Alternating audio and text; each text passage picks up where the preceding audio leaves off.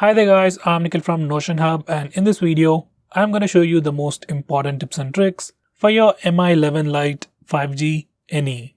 I'll also be uploading a dedicated video for the best features section where I'll be talking about all the features offered by this phone. So definitely check out that video as well, link will be in the description.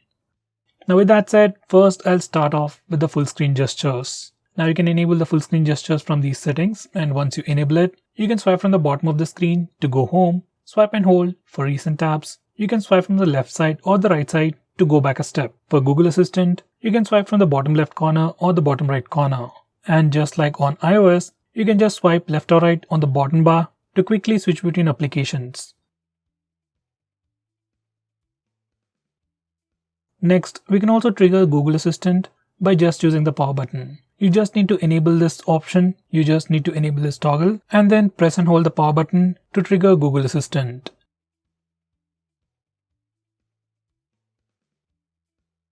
Next, I'm going to show you how to enable the dark mode on this phone. So from settings, you can enable the dark mode, and once you enable it, all the system UI elements change to the dark mode. Even stock apps like phone dialer, SMS application even change to the dark mode. Even the Google applications will automatically change to the dark mode. Now this dark mode definitely helps you save some battery, looks much more cooler, and also affects your eyes less at night. From these settings, you can also schedule to automatically turn on and turn off dark mode at a specific time. Next, I'm going to show you how to change the fingerprint recognition method.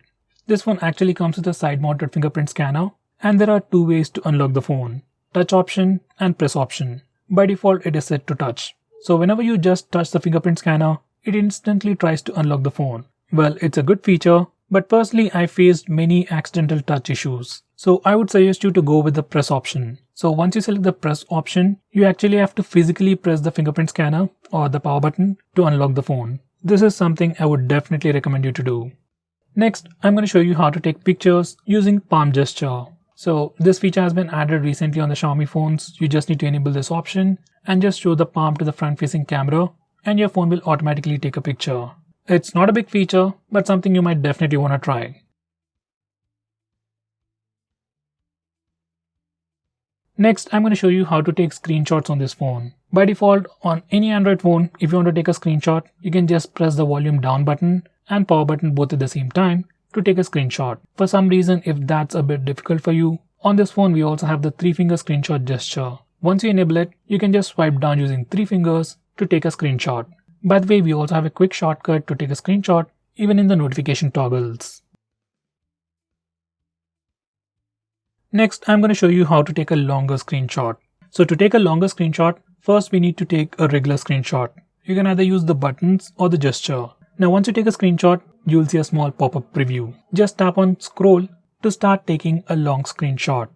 Next, I'm going to show you how to use split screen mode on this phone, or to say how to use two applications at the same time. For that, first go to the recent tabs. Then click and hold on the application that you want to use in the split screen mode.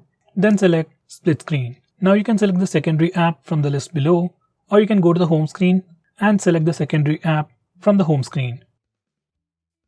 Next, I'm going to show you how to enable split screen mode for all the applications. By default, all the applications do not support split screen mode. So to fix that, you need to go to the settings, about page, click on the MIUI version 7 times. Once you're done, developer options will be enabled. Now go back to settings, additional settings, and find developer options. Now scroll all the way to the bottom and enable force activities to be resizable. Now once you're done, and just restart your phone, and then you will be able to use all the applications in the split screen mode.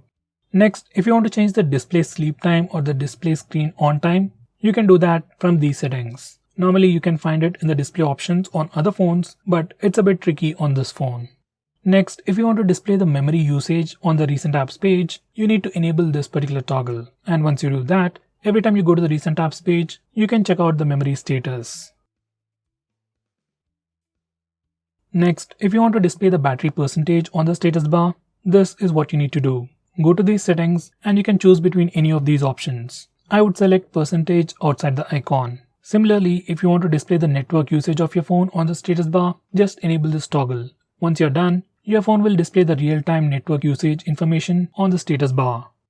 Next, I'm going to show you how to change the default applications for regular profiles like the default browser, SMS, and so on. For that, you need to go to the settings and come to this particular page, and from here you can change your default browser, default SMS application, default email app, and so on. Going on next, if you're someone who's really concerned about privacy about your phone, and if you want to lock few applications on your phone, you can do that on this phone without installing any third-party applications. You can lock applications just like I've shown you in the preview. By the way, you can also have a different password for these locked applications from your phone's password, which is actually a pretty good thing. By the way, we can also use the fingerprint scanner and the face unlock features to unlock the locked applications. For that, we need to enable those options from settings. So guys, these are all the most important tips and tricks that you need to know about your phone. If I missed out on anything important, do let me know by commenting below this video. With that said, this is Nikhil signing off. See you in my next video.